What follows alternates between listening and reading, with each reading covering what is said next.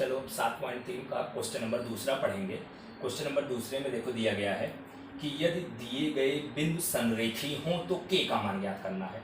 अब इसमें दो सवाल हैं। पहले सवाल में तीन बिंदु दिए गए 7, -2, 5, 1 और 3, के। और दूसरे सवाल में तीन बिंदु दिए गए हैं 8, 1, के, -4, 2, -5।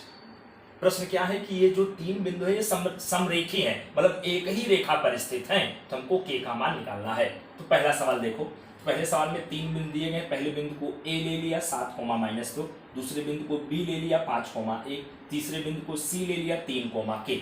अब यहाँ ए का मतलब x1 y1 तो x1 7 y1 -2, बी का मतलब x2 y2 तो x2 5 और y2 1 और सी का मतलब x3 y3 तो x3 3 y3 आपका के। अब प्रश्न में क्या कह रहे हैं कि बिंदु ए बी सी समरेखी हैं। अगर दिए गए बिंदु समरेखी होते हैं तो उनसे बनने वाले त्रिभुज का क्षेत्रफल शून्य होता है, तो आप कहेंगे त्रिभुज ए बी सी का क्षेत्रफल बराबर 0। अब त्रिभुज के क्षेत्रफल का सूत्र क्या होगा, 1/2 मोड में x1 y2 - y3 plus x2 y3 - y1 plus x3 y1 - y2 बराबर 0। अब यहाँ 1/2 x1 का मान देखो 7, फिर y2 - y3 तो y2 का मान देखो 1 -y3 का मान k 1 - k प्लस x2 का मान 5। अब उसके बाद क्या है y3 - y1 तो k माइनस और y1 माइनस का 2, फिर प्लस x3 का मान 3।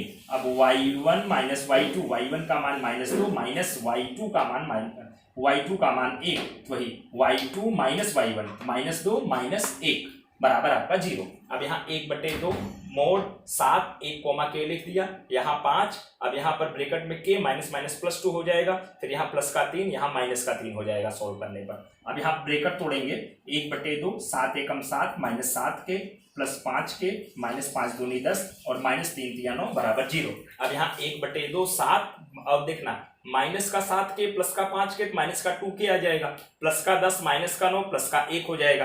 अब एक स्टेप और 7 1 कितना हो जाएगा 8, 1/2 8 -2 के बराबर 0। अब 1/2 उस साइड चला जाएगा तो 8 -2 के बराबर 0।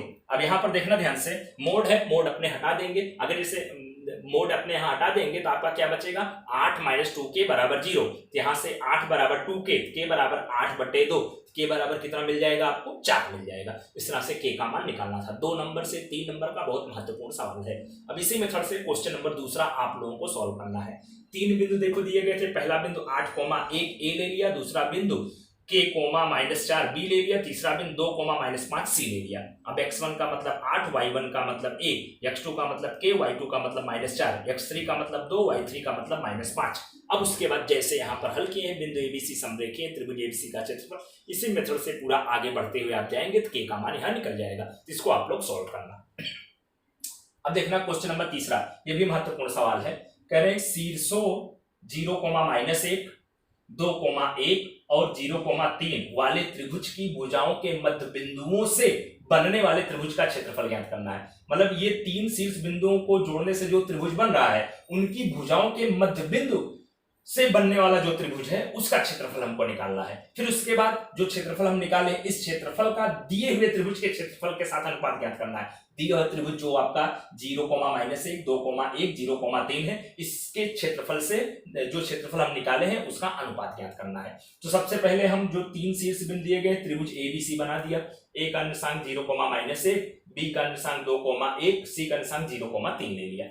अब AB का मध्य बिंदु P ले लिया, BC का मध्य बिंदु Q ले लिया, AC का मध्य बिंदु R ले लिया, इन तीनों बिंदुओं को जोड़ दिया तो बन गया देखो PQR, एक त्रिभुज बन गया छोटा सा। अब इस त्रिभुज PQR का क्षेत्रफल निकालना है तो सबसे पहले बिंदु P का निर्देशांक निकालना पड़ेगा, बिंदु Q का निर्देशांक निकालना पड़ेगा, बिंदु R का निर्देशांक निकालना पड़ेगा। तो बिंदु P का निर्देशांक कैसे निकलेगा, AB का मध्य बिंदु P है, वही चीज देखना AB का मध्य बिंदु P है, अतः बिंदु P का निर्देशांक, तो बिंदु मध्य बिंदु का सूत्र x1 + x2/2 y1 + y2/2। तो बिंदु P का निर्देशांक 0 + 2/2, -1 + 1/2। यहाँ हल करेंगे 0 + 2/2 1 आ जाएगा और यहाँ -1 + 1 0/2 0 आ जाएगा। तो बिंदु P का निर्देशांक 1, 0 आ गया। अब इस तरह से BC का मध्य बिंदु Q है तो बिंदु Q का निर्देशांक x1 + x2/2 मतलब 2 + 0/2, y1 + y2/2 तो 1 + 3/2। यहाँ पर 2 + 0/2 तो यहाँ 2/2 1 आ जाएगा, यहाँ 3 1 4/2 मतलब 2 आ जाएगा। बिंदु Q का निर्देशांक 1, 2 हो गया। अब इस तरह से AC का मध्य बिंदु R है, तो बिंदु R का निर्देशांक x1 plus x two by two, 0 plus 0/2, comma y1 plus y2 by two, -1 plus 3/2, ये तो टोटल 0 आ जाएगा। यहाँ -1 प्लस 3/2, 2/2, 2/2 का मतलब 1 हो जाएगा। बिंदु R का निर्देशांक 0,1 आ गया। तो बिंदु PQR के निर्देशांक देखना, बिंदु P का निर्देशांक 1,0, बिंदु Q का निर्देशांक 1,2, बिंदु R का निर्देशांक 0,1 है। अब यहाँ से त्रिभुज PQR का क्षेत्रफल निकालना है, तो बिंदु P x1 y1 1 0, x2 y2 1 2, x3 y3 0 1 आपका हो गया। अब त्रिभुज PQR का क्षेत्रफल 1/2 मोड में x1 y2 minus y3 plus x2 y3 minus y1 plus x3 y1 minus y2, यहाँ 1/2।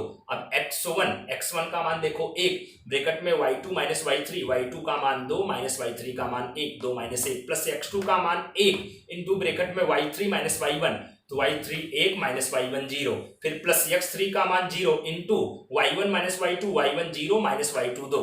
तो यहाँ पर सॉल्व करेंगे, यहाँ देखना 1/2 मोड 1 और यहाँ घटाएंगे 1 आएगा, फिर यहाँ प्लस 1, यहाँ घटाने पर 1 आएगा, ये टोटल 0 हो जाएगा। यहाँ देखो हल करने पर 1 प्लस 1 ये प्लस 0, तो ये टोटल सॉल्व करने पर 1/2 मोड में 2, तो मोड में 2 का मान 2 होगा, तो 1/2 गुणे 2, तो यहाँ पर 2 से 2 कैंसिल जब हो जाएगा तो त्रिभुज PQR का क्षेत्रफल 1 वर्ग इकाई आएगा।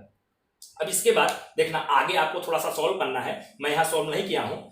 ए का निर्देशांक, बी का निर्देशांक, सी का निर्देशांक दिया गया है, तो आप त्रिभुज ABC का क्षेत्रफल ज्ञात करना। तो त्रिभुज ABC का क्षेत्रफल 4 वर्ग इकाई आएगा। जैसे ये त्रिभुज PQR का क्षेत्रफल निकाल रहे हैं, वैसे त्रिभुज ABC का क्षेत्रफल निकालेंगे 4 वर्ग इकाई आएगा। अब इनका अनुपात ज्ञात करना है, तो त्रिभुज PQR का क्षेत्रफल बटे त्रिभुज ABC का क्षेत्रफल, तो त्रिभुज PQR का क्षेत्रफल 1 बटे त्रिभुज ABC का क्षेत्रफल 4, तो 1/4 या 1:4, इनका अनुपात क्या आएगा 1:4। तो यहाँ पर त्रिभुज ABC का क्षेत्रफल आप लोगों को ज्ञात करके फिर अनुपात निकालना है, ठीक है। और कभी कभी अगर सवाल कहें कि इनके मध्य बिंदु को जोड़ने से बनने वाले त्रिभुज का क्षेत्रफल ज्ञात करो, तो यहीं तक आपको सॉल्व करना रहेगा, तब 3 नंबर का सवाल आएगा। और अगर यहाँ इसका क्षेत्रफल ज्ञात करके अनुपात ज्ञात करना है तो टोटल सवाल 4 नंबर का आपका बन जाएगा। महत्वपूर्ण सवाल है, अच्छा सवाल है, इसको अच्छे से प्रैक्टिस कर लेना। ओके।